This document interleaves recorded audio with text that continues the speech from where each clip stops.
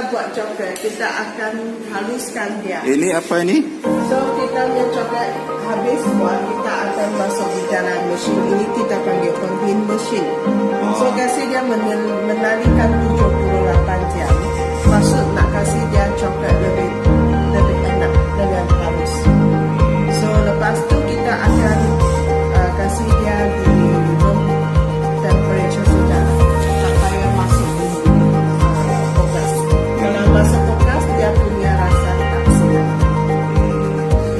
Berarti yang dibuat ini adalah coklat yang warna ini Pokamas atau Pokamas ya? Masuk di dalam mesin ini. Kasih dia menarikan 78 jam. Lepas tu dia akan lebih halus, lebih enak dengan dekat lagi. Sebab dalam dia tak ada masuk lagi. Oh, dia alami dia coklat. Tak ada air dia. Tak ada